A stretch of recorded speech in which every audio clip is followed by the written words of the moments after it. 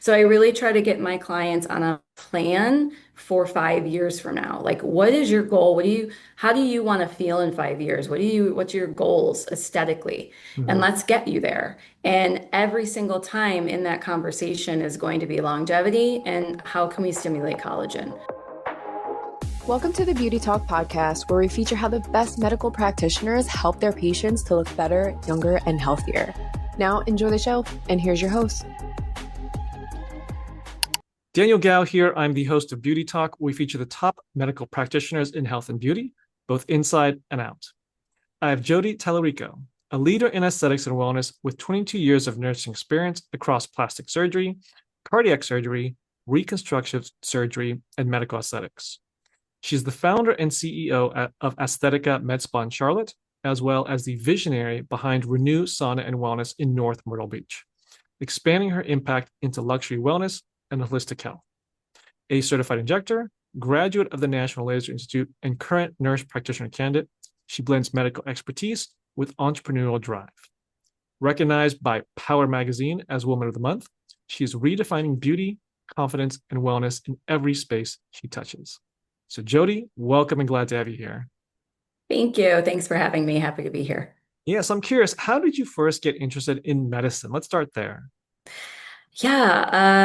So my resume is definitely not the norm in this industry. I started out in nursing in an operating room.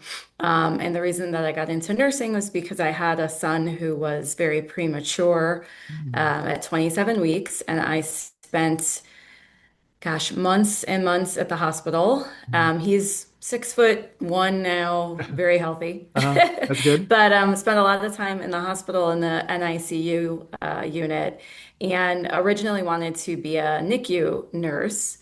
Mm. Once I, got done with taking care of him and he came home, and my home then became somewhat of a hospital as well until he got better and bigger.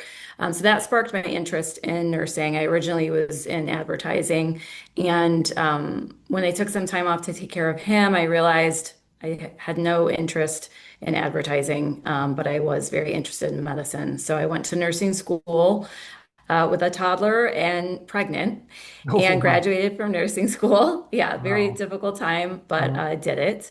And then I ended up deciding not to go to the NICU because I felt that it would be too traumatic for me in terms of seeing all of the babies that were ill or didn't mm, make it. And it was pulling on my heartstrings a little too much and a little too emotional. So I then decided to do a visitation to the operating room mhm, in one of my rotations, and I fell in love with surgery. mhm, Um, Shocked myself a little bit, and I decided to go to the OR. And that's where I got into medicine and into my nursing career, and into aesthetics in a roundabout way. But I was an mhm. open heart nurse for several years in a Wow. hospital setting. Wow. Yeah. So what was it that led you to transition into aesthetics then, going from that whole journey then to Mhm. surgery and then aesthetics? What was it about aesthetics that really pulled you in that direction? So while I was working in the operating room, I worked very closely with lots of different specialties and surgeons. And one in particular was a plastic surgeon who I worked with quite frequently when I wasn't doing open heart. And he was opening his own practice, and he asked me to leave and help him open his own practice and get everything up and running for him. He liked working with me. He liked the speed of which I worked and my work ethic, and felt that I would do a good job helping him get the business up and running. So I decided to move forward with that, and I went and helped him open his practice. And that's where the interest in aesthetics came to be for me. I like to look my best, and I always had pride in my appearance, so it just meshed together really nicely. We did a lot of things in his office, mostly plastic surgery, but we also did aesthetics, Botox fillers, and that was back when, they weren't as widely accepted or Mhm. used. So that's where I learned about the aesthetic industry, and here I am. Yeah. Okay. So you have two practices now. So Yes. why did you start your own practices? Why did I start? I'm sorry, two different Yeah, practices? why do you, well, I guess why did you start your practice to begin with and then Yeah. open up the other one? Sure. So, I think I started Aesthetica because I've always had a dream of being my own boss and starting my own company. And I felt really empowered as an RN in the field, as well as being a single mom and some of the other things that I had achieved previously. And we decided at the time I lived in New York, and we decided to move to the Charlotte area. And so I was in my late 40s and I said, you know what, if I'm going to pick up my life and completely move and transform it, I'm going to do something meaningful that I've always wanted to do. And I'm going to take a shot and just put Mhm. myself out there. And I decided to open Estetica. And I am the type of person when I decide to do something, it's full speed ahead. Like there is no turning back. It's going to happen. I'm very accountable for my words and my intentions. And from that day forward, it was, Estetica all the way. We moved to Charlotte. I opened Estetica. I love what I do so much. I have such a passion, not just for aesthetics, but for my patients and my clients that I treat and helping them love themselves that it just brings me joy every day. And I feel so blessed. It sounds so cheesy, but it's so true. It's like waking up and not dreading going to work is such a Mhm. blessing. So that was 3 years ago. Aesthetic has been open a little over 3 years. We just celebrated our 3-year anniversary in September. Congratulations. And yeah, I haven't regretted it one day. So, and Awesome. then, moving over to Renew, Mhm. Sauna and Wellness, I just opened that. We just opened our doors there October 1. Oh, wow. Yes. And that is quite the story. Mhm. Renew Sauna and Wellness it complements Aesthetica because I believe that while it's important to look good, it's more important to feel good. And Mhm. I've been through some recent health journeys and problems myself Mhm. that required me to really do a deep dive into my lifestyle and my wellness. Mhm. And I discovered infrared sauna and red light therapy. Mhm. And without getting too much in the weeds, because that's a whole other podcast, Yeah.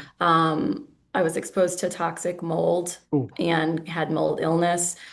oh, And I also had my breast implants explanted okay. for some suspicion of breast implant illness, which is why I went the sauna detox route and Mhm. infrared therapy route.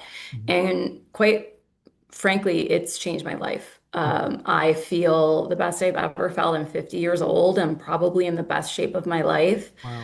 and the healthiest I've ever been. So I really am passionate about sauna and infrared light and what it's done for me. And I want to share that with others because the one thing that I have found in treating clients at Estetica is that probably 80% of the females that I talk to at Estetica are going through some sort of illness, whether it be mold, whether it be breast implant illness, whether it be perimenopause, hormones, different autoimmune diseases, and they feel lost. They feel like they don't know what to do. Mhm. They don't know how to feel better. So Renew came to be because I wanted to provide that service.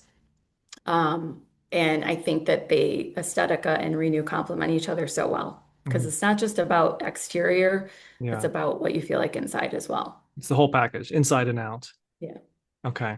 I want to dive deeper into the sauna and infrared. sure. Before I get into that one, Mhm. I do want to touch on what are the common treatments for both both of your practices. We kind of talked about renew, and then that's what I Yep. want to dive into with the sauna, the infrared, and I'm sure you have other treatments as well. But on the Mhm. aesthetica side, Yep. what are some of the most common treatments that your clients, your patients come to you for the aesthetica practice? Sure. So I treat clients with neurotoxins, so Botox, Dysport, CMN, the different brands. I have three different brands here, filler, dermal filler, bioactive, so Sculptra, Radiesse. I do red light therapy here. I have a red light bed. I do vitamin injections. The crux of my treatments here are going to be your Botox, your filler, your bioactives. I also do skincare in terms of microneedling, chemical peels, and I have a device called Tixel. So everything here at Estetica is focused on anti-aging, Okay. And everything that I choose to do here complements that. Okay. And Yeah. that's what you're talking about as far as bridging the two. So aesthetic is going to be that anti-aging, Hmm. the renew is going to be a little bit more of that, I'll call it wellness. Um, I guess is that the right word for it? Wellness? Yeah, wellness is the perfect word. Okay. Sauna and red light have anti-aging properties as well. So they both stimulate collagen, both clear your pores, so regenerate cells, ATP, fibroblasts, all the things Mhm. that you need to turn over your cells Mhm. and build collagen. Mhm. So everything is interwoven together pretty nicely. Okay. And with the sauna and infrared, this is the part I really want to kind of dive deeper into because I think Mhm. most people, and there's I think lots of research as far as the benefits of sauna Mhm. infrared, but I think a lot of people just aren't aware of it. Talk a little bit more about what is the true benefits of it? Because I think most people think about it, well, sauna and infrared. I guess sauna is like, okay, I just go into a hot room and I just sweat it out. It's just sweating Yeah. out the benefit. And Yes. infrared, I think people think about, oh, is that like a tanning bed? And I might Yeah. get skin cancer from sitting in the tanning bed for too long. So Yeah. could you dive a little bit deeper into what's really the benefits of the sauna and infrared? Yeah, absolutely. Sauna, yeah, I remember, back before I became so passionate about it because I was just desperate to get better, I thought the same way. I was like, oh gosh, that sounds horrible. That does not sound fun. I'm going to go sweat for, 40 minutes. But once you do it, it really does give you that kind of adrenaline rush, that serotonin, dopamine increase like you get with running or exercise. And you really just become addicted to it. And what it does is at a cellular level, it helps your body get rid of toxins. So the main way that we get rid of toxins, and toxins can be as simple as the fumes that you breathed in from a car that was in front of you, environmental toxins, plastics that we're drinking every day, fat, food, the horrible food we're eating. You could get food poisoning and you've got toxins. So what it does is it helps your body get rid of that. It helps your liver to cleanse. And the main way that we do that is natural ways: urination, going to the bathroom. Mhm. The next biggest way that we get rid of toxins is sweat. So if you're not sweating, all of those toxins are recirculating in your body. And so when you go in a sauna and you sweat, yes, you're sweating, but you're doing so much more because you're cleaning your body from anything that is impure that shouldn't be there. And when you aren't sweating, your liver's working extra. So when you go into a sauna and you force that sweating, you're relieving that liver from doing all the extra hard work. So you're taking the taxing off of your liver. The other thing that it does is it reduces inflammation because it's promoting cell turnover. So our cells, always need to replenish themselves. And so when you're increasing that, you're reducing inflammation. So people who work out a lot or have joint pain or muscle pain, it helps to reduce inflammation. And it's also by by causing cell turnover, it's helping your body produce collagen, which we need to look young, and we need, for our joints. Collagen's not just exterior in our skin, but it's in our body, our joints, our bones. So it increases the collagen production. So it does much more than sweat, much, much Okay. more. So Yeah. it sounds like there's a whole lot of benefits from just sitting there and sweating. Yeah, So, the other main benefit too, I don't want to sell it short, is it's cardiovascular benefits. So it's increasing circulation. mhm. It's been shown in studies to reduce cardiac disease and cardiovascular events, and Mhm. it also helps you burn calories. So it's a really good way to speed up your metabolism because when your body is fighting to cool down Mhm. for that constant 30 to 40 minutes, it's burning calories to do so. So it has some weight loss benefits as well. So instead of having to put down that cookie, just sit in the sauna for 30 minutes. Well, not exactly, but you'll be sweating out the toxins of the cookie, but that's okay. Okay. So you kind of threw out the number as far as like 30 to Yeah. 40 minutes. Is that typically the time frame? Or I'm sure even Mhm. the temperature is going to make a difference. If it's really, really hot, you probably are going to die after 40 minutes. But like Yeah. what would be your recommendation as far as maybe temperature or length of time for every session you do in the sauna? Yeah. Well, first important thing is if you've never done sauna before, you want to start slow Mm, because you never want to, max out put your body in danger, put your body in shock. So you always want to start slow. Slow is like 10 to 15 minutes for first timers. Because it is shocking to the body if you've never done it. Also, if you're a first timer, you want to set the temperature pretty low on 120. Anything less than 120, you're probably not going to get enough out of it. Max time I always recommend for my clients is 40 minutes. It's rare anyone's going to sit in there for a full 40 minutes. It's a long Mhm. time. Yeah. But you are correct that the temperature does play a large role. So if you wanted to stay in for 40, then you'd want the temperature to be lower, maybe Mhm. about 130. Mhm. I typically stay in for about 25 minutes and I Mhm. set the temperature at 140 and Okay. I get a really good session. Yeah. So my recommendations are 20 to 40 minutes, somewhere in there, Mhm. when you're used to it. And when you're a beginner, about 10 to 15, temperature anywhere from 120 to 140. You can go Mhm. up to 150. Mhm. Everybody really is different, and it depends Mhm. how long you've been doing it. Okay. And Yeah. is there really any benefit of doing lower temperature, a longer time versus higher temperature, shorter time? Because I'm sure some people's like, I don't have 40 minutes, Yeah. crank it up to 180 and I'll sit in there for 5 minutes and I'll get the same effort. 5 minutes is probably not going to be okay, but yes, it kind of balances out.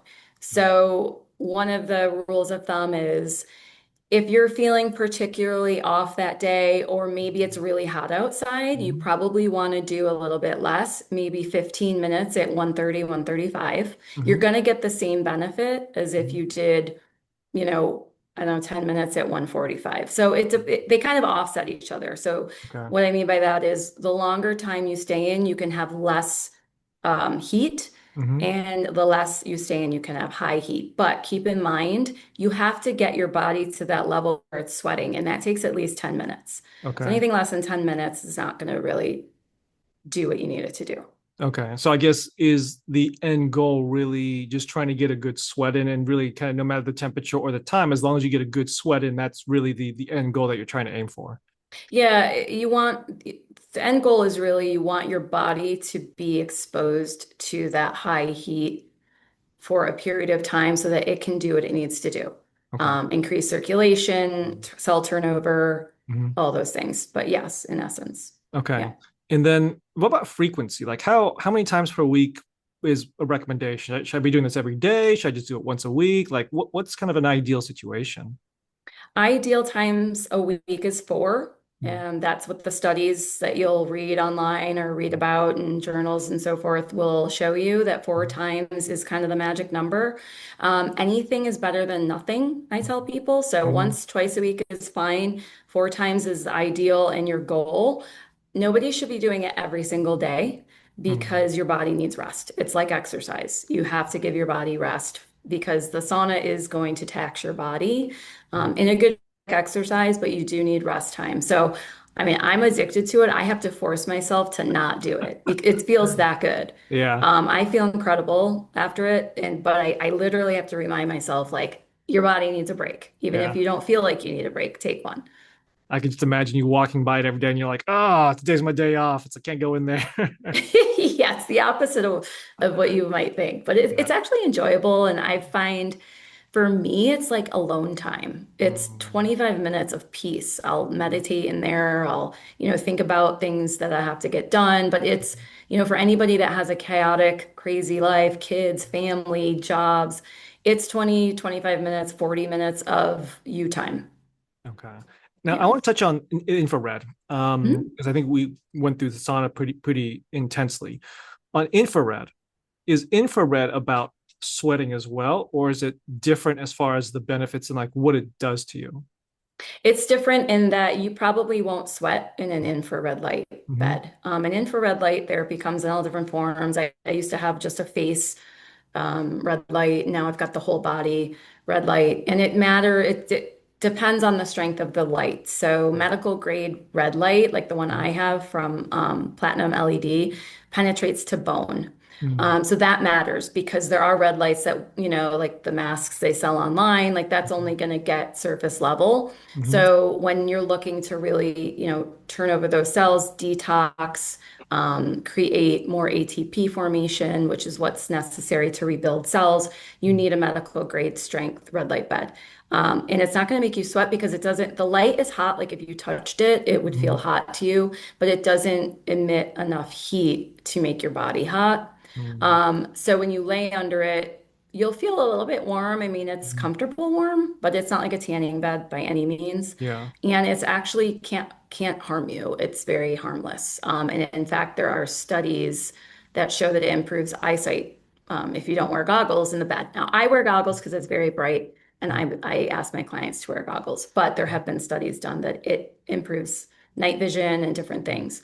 So it's essentially harmless to you. Okay. It's wonderful, wonderful for skin and for collagen formation and anti-aging. I sit in mine here at Aesthetica Mhm. probably every day if I can. If I have a break in between clients, I run in there. My clients laugh because they can see the red light coming from the window and they know what Yeah. I'm doing. But so yeah, it's more about that cell regeneration, Okay. inflammation. So it's Mhm. very good for inflammation as well. It essentially does everything a sauna is going to do for you, except it's not, you're not going to get the heat benefits like the cardiovascular benefits, the sweating and detox. Mhm. Okay. So then I guess my next logical question would be, should I just do one or the other, or is there really any benefit of doing both? Because if sauna kind of do what infrared does, Mhm. like should I do both or should I just do one? Both, absolutely both. I tell everybody should be doing red light. Every single person Hmm. that's walking this earth should be doing Hmm. red light therapy. The beauty of Renew and the beauty of some saunas is that they have red light in them. So you can combine them and do them at the same Mm. time. Oh, interesting. That's what I do. Hmm. I take, I do extra and do my bed here too at Aesthetica, but my sauna has red light in it, and as does Renew. Okay. So you're killing two birds with one stone, but not every sauna has that. So Okay. I would say if your sauna does not have that, then you should be doing both. Okay. And Yeah. then as far as if you're doing the infrared side, is the length going to be the same as the sauna? Or I'm assuming if you have the infrared in the sauna, then no choice. However long you're going to be Mhm. in there, you're getting both. But is it kind of matched together? Like, should it be about the same time and for infrared and sauna? Yeah, infrared light is about 30 minutes, anywhere from 15 to 30. I allow 30 minutes. Hmm. Some of the other companies out there do 15. I think that's because they want to turn over the beds faster and make more of a profit. I Yeah. I like my clients to get the real benefit, so I allow 30 minutes, which is ideal for a red light bed. Okay. Yeah. And same thing with frequency. How often should you be doing infrared? Can you do that every day, or is it similar to the sauna? You need to give your body a break. You could do it every day, for sure. I'd say 4 times a week is ideal, because I think too much of anything's, becomes a Mhm. job, but I would do it every day if I could. So yeah, but 4 times, I think what I tell my clients and what's good to remember is that anything will help you, but the key is consistency. Mhm. So you can sit in a red light bed at one time, it will do something, but if you're Mhm. not continuing it and making it a habit, then you're not going to get the true benefits of it. So to really see a real difference 4 times a week at least is the best option. Okay. Okay. Yeah. So, and I know just based on time, I mean, we Mhm. tried to go deep with sauna infrared, but I'm sure there's a lot of other treatments that you provide. But I really want to talk about the purpose of all this. And Yeah. you mentioned something as far as beauty, health, and longevity, and combining all this together. I think the Mhm. beauty and health that I mean, beauty is obviously people think about the medical spa and all these treatments. It's beauty. The health side, I think that's going to be more of your renew side, and people are starting to see more and more health benefits. What can I do from a health standpoint? Yeah. I think longevity is actually something that people don't really think about too much, or the word's not is not really circulating much. But I think it's something that everybody wants. Mhm. So longevity, can you talk a little bit more about that? By longevity, do you mean you're living longer with a higher quality of life, or like can you talk a little more about what longevity means as far as how you do your client and your patient care?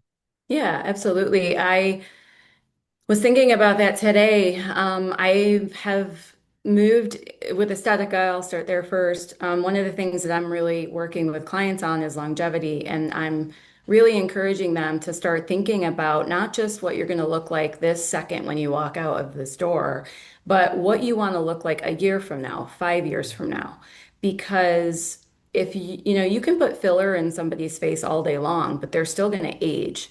And Hmm. then you're just going to be 70 with a bunch of filler in your face. So Hmm. you really need to start thinking about longevity. What can I do today to prolong my youth, to somewhat stop the clock, but Hmm. also reverse it a little bit and keep myself looking good for my age. And that's going to be your bioactives, your Sculptras, your Radiesse, your, laser devices, things that stimulate collagen, microneedling. So I really try to get my clients on a plan for 5 years from now. Like, what is your goal? How do you want to feel in 5 years? What's your goals aesthetically? And Hmm. let's get you there. And every single time in that conversation is going to be longevity and how can we stimulate collagen. So, in my practice, we're always talking about that. I will happily do filler. There's always a place for filler and Botox, but that's a band-aid, so to speak. We want to get you to a place where you're looking good every day because you're keeping up with collagen. And then on the health side, longevity is I want to be 100 years old, out there dancing and like having a good time. I want my body to be feeling good when I'm older.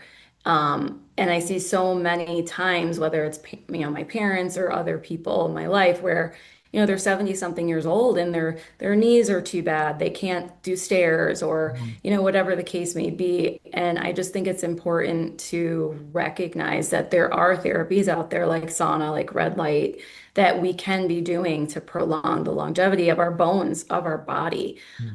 When, there's a interesting quote. It's like, when you look good, you feel good. Hmm. And when you feel good, you do good. Hmm. And that's kind Love of the that. motto of Estetica and Renew. It's about when you look good, you're going to feel good. And when you feel good, you're going to do good, meaning you're going to do things to keep feeling good. Hmm. So, Now, yeah. I'm sure that you've heard a lot of myths or misconceptions from clients coming in and asking about these treatments and what you do. What would Mhm. you say some of the most common myths or misconceptions you hear? That they're going to look fake.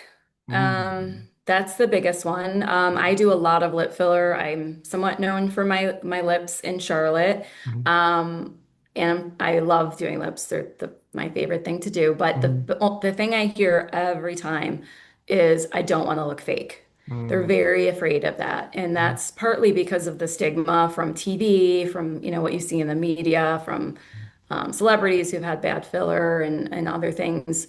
So I think the myth is that whenever you do these treatments, you're going to look fake, and that's just not true. There's so much more involved. Your injector, what product you use, the injection technique. And so most of my consultations are putting their mind at ease that you're not going to look fake, and it's virtually impossible to look fake from one syringe of filler. It's not happening. Mhm. It's not Yeah. enough. More oftentimes than not, the people they see online or on TV, they've had, I mean, a plethora of syringes. They've had plastic surgery. They've had other things. They're not just going in and getting one syringe of lip filler. Mm. So I think that's the biggest myth. Yeah. Okay. Now, I'm sure that throughout your experience, Jody, you've had some challenging cases that you've that have come across into your door. Is there maybe one story that you can share, either challenging case or just a memorable case of someone that was suffering from something, and then how you were able to get them a great result from that? Yeah, I mean, there's so many. I hate to sound like that, but there are. I feel like it's endless. But one case in particular that stands out is a client of mine who had a cleft palate, Mm. pretty significant residual effects of that. Mhm. A big insecurity of hers, and affected her life greatly to the point where she didn't, want to be in pictures. She didn't want to be in public. It really affected her. And she was hesitant and didn't really believe that we could achieve something so great with her lip. Um, and we did lip filler on her, and it took probably about 3 sessions. But to see a client cry out of Mhm. emotion and happiness Mhm. because she never thought she would love the way that she looked, or Mhm. and never thought that she would be able to look at herself think she was pretty is probably the most rewarding thing that you can Mhm. experience in this industry. Mhm. So that stands out. And I'll be honest, I had never done that before. You know, Mhm. I do a lot of lips and I do a lot of aesthetics, but I had never seen someone with a cleft palate. But Mhm. I knew that I could help her.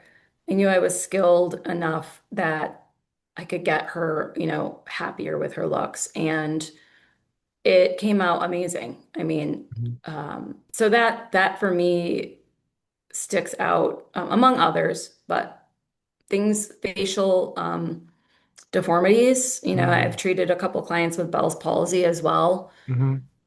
They're difficult, but they're so rewarding. Yeah.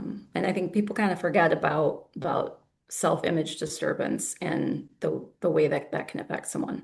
Yeah, and I think you bring up a great point about that because I think when most people think about the aesthetic industry, they think, oh, it's just about trying to look like better than everybody else. It's all about Mhm. vanity, it's all about that. But when I ask this question, like, what's the story that stands out in your mind? It's always gonna be the ones where someone was suffering from some type of like a birth deformation or something along those lines where they weren't normal and they Yeah, just want to feel normal again yeah. and just getting them back to be feeling normal and getting their confidence back. So I think that's something to be said as far as the aesthetic industry. It's really about helping people just sometimes to feel normal or just feel the best version of themselves.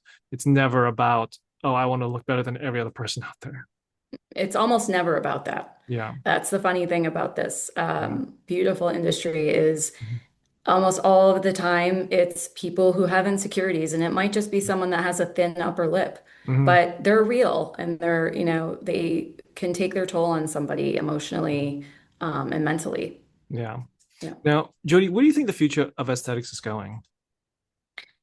Oh boy. I haven't joked to my clients and I say, one day we're going to have something where, the wrinkles are permanently fixed. I think that we are getting closer and closer to longevity, more longevity. You see that with Daxify Mhm. and companies coming out with products that last longer. So I think the industry is very much moving towards longevity. And along with that, I think it's embracing aging and it's embracing more natural look.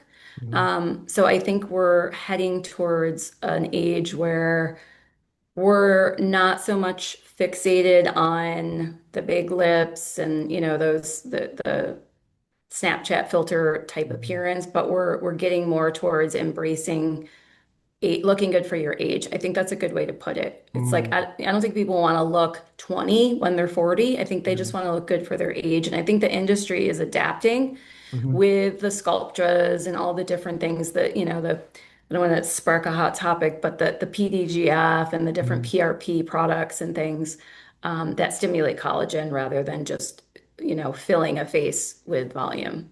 Okay. And for your practices, Aesthetica and Renew, what's your vision for your practices? My vision changes daily. The one vision, the constant in my vision is that I will always be the one with the needle. Mhm. Um, I don't have any desire to stop injecting. Like, I'm not looking to build this huge entity where I've got all these people working under me and I never inject. I always want to be injecting. Mhm. So that will never change. But my vision is to keep growing and changing lives Mhm. and expanding. I mean, Aesthetica, I think will expand a little bit, but I don't see it expanding to multiple offices Mhm. because I don't want that. I Mhm. like my intimate setting with my clients. I mean, I've got a couple thousand clients and we are thick as thieves, all of Yeah. them. It's Mhm. amazing. Yeah. It's actually quite rare. But Mhm. Renew, on the other hand, I am looking to hopefully, my goal for Renew is to have multiple um, clinics and expand as much as possible. That's something that is doable that I don't have to necessarily be there because they're just machines that people go into. Mhm. They don't need me.